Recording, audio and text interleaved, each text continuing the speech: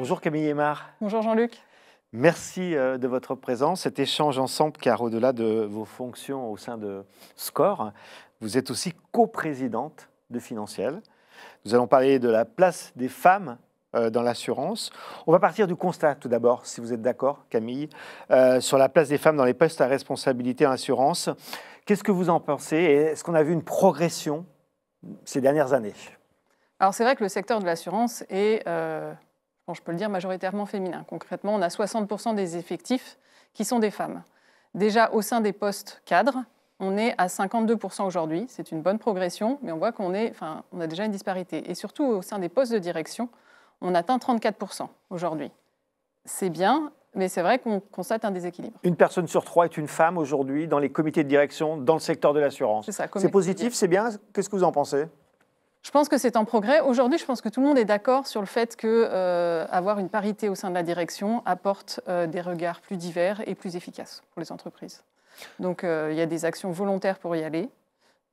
Et par exemple, ce qu'on constate au sein de la fédération Financiel que je représente, donc je peux en profiter pour rappeler, Financiel, c'est une fédération de réseau parité. C'est-à-dire qu'au sein de nos 18 entreprises membres, qui sont des entreprises du secteur de la banque et l'assurance, on a des réseaux, mixité, et qui se regroupent au sein de Financiel. Cette fédération, elle apporte plusieurs choses. Déjà, on a un partage d'initiatives et d'expériences au sein des entreprises de la fédération. D'accord. Et ça, c'est la force. Et le constat, on l'a, puisque finalement, au sein des entreprises de Financiel, ce ratio de femmes dans les postes de direction, il atteint 40%. Donc il est un peu plus fort que les 32% que vous nous signaliez. Et surtout, on a vu une progression, c'est-à-dire que depuis 5 ans, on a doublé. On était à 20% en 2019, et aujourd'hui, on a atteint les 40%. Donc c'était, je dirais, un bon... on s'est félicité finalement du résultat. On s'est dit, voilà, c'est l'engagement de Financiel. L'engagement de Financiel, il est aussi par nos dirigeants, en fait. Ils signent la charte de Financiel, où il y a 10 engagements en faveur de la mixité. Donc il y a finalement une volonté aussi des directions de nos entreprises d'y aller. Et après, la force de la fédération, c'est finalement les actions qu'on va mettre en œuvre. On en parlera tout à l'heure. On constate une diminution du nombre de jeunes femmes s'orientant vers les études et les métiers scientifiques. C'est un secret pour personne. Cela impacte probablement l'évolution de la mixité, vous allez nous le dire, Camille, dans les métiers de l'assurance. Quelles actions concrètes mettez-vous en place pour y remédier? Oui, c'est vrai que c'est un constat assez alarmant de voir que sur les générations plus jeunes que les nôtres, il y a moins de filles dans les études scientifiques.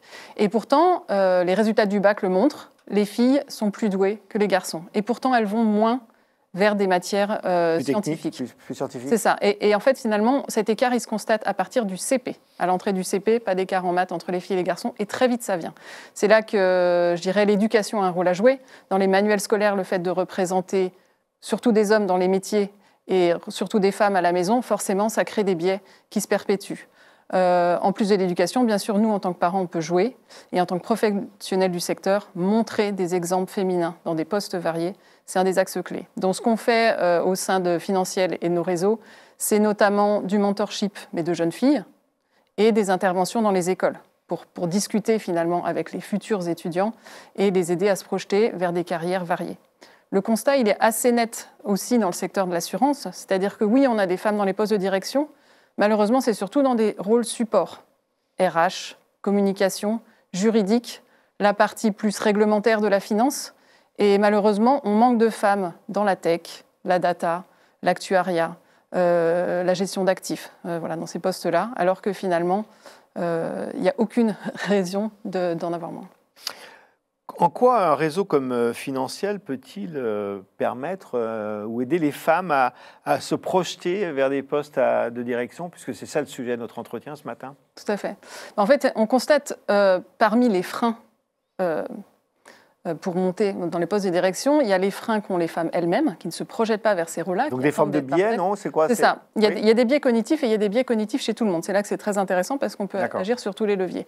Il y a les biais des femmes qui elles-mêmes ne s'identifient pas dans ces rôles-là, qui imaginent des choses sur les rôles, et c'est là que toutes les actions d'accompagnement, de mentoring, mais aussi de rôle modèle, finalement, montrer des exemples de différentes femmes à des postes clés dans différentes entreprises du secteur, a un rôle. Il y a aussi les biais des recruteurs. les femmes comme les hommes, vont projeter leur propre idée sur « Ah, c'est une femme, elle a des enfants, donc finalement, je ne peux pas la mettre à ce poste-là. » Et bien finalement, il faut voir ce que la personne pense. Donc, on agit aussi sur, je dirais, sur la partie recruteur, parce qu'au sein de Financiel, il y a un cercle RH. Nos RH, entre eux, échangent leurs bonnes pratiques, leurs initiatives, qu'est-ce qui marche, qu'est-ce qui ne marche pas, et peuvent en plus comparer les chiffres qu'ils ont au sein de leurs entreprises. Est-ce que l'ouverture de vos réseaux aux hommes est une option? Est-ce qu'elle est essentielle? Qu'est-ce que vous en pensez? Alors, je pense qu'aujourd'hui, c'est une évidence. Suivant les réseaux... Ça n'a pas toujours été le cas, je crois, non? Oui, c'est ça. Suivant les entreprises et les réseaux, certains ont commencé de façon non mixte. Je pense qu'il y a ce côté, on a besoin au départ d'un groupe de parole pour libérer la parole, justement, et identifier d'où venaient les écarts. Très vite, on se rend compte que c'est l'affaire de tous. Tout comme au début, on n'avait que des femmes à des cadres sup, justement en instance de devenir directrice, et on s'est rendu compte qu'il fallait agir sur tout le secteur, d'où l'intervention chez les jeunes filles également. Vous avez lancé récemment une initiative sur un sujet important, sur l'éducation financière. Pourquoi est-il crucial aujourd'hui de renforcer l'éducation financière des femmes? Et comment cette initiative peut-elle ou va-t-elle contribuer à réduire les inégalités?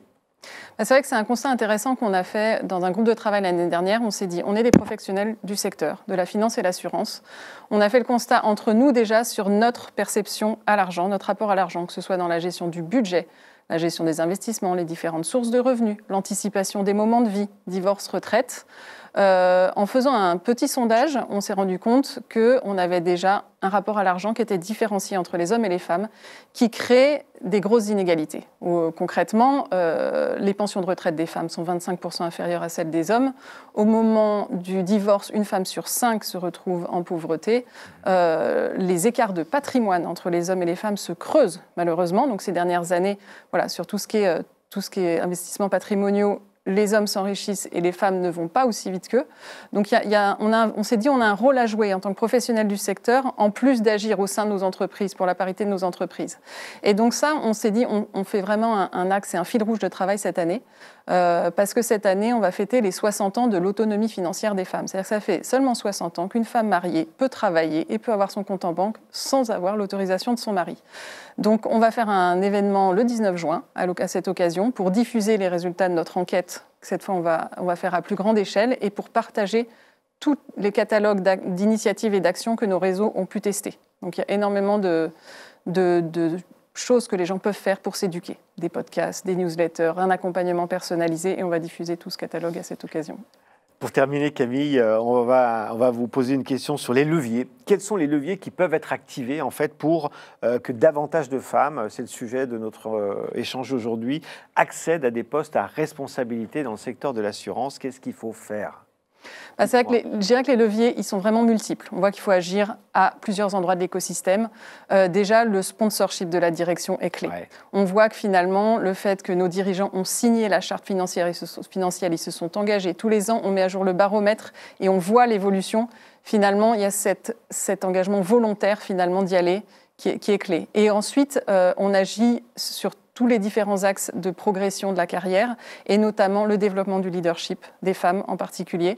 Savoir qu'on se projette différemment vers ces postes et donc accompagner les femmes dans ces rôles-là par du mentorship, par des formations, par des groupes de travail. Et finalement, c'est un travail qu'on fait en partenariat avec les RH puisque ensuite ils peuvent déployer à plus grande échelle des idées que les réseaux vont pouvoir incuber à petite échelle. Camille Aymar, merci. Avec plaisir. Je suis très ravie d'être là.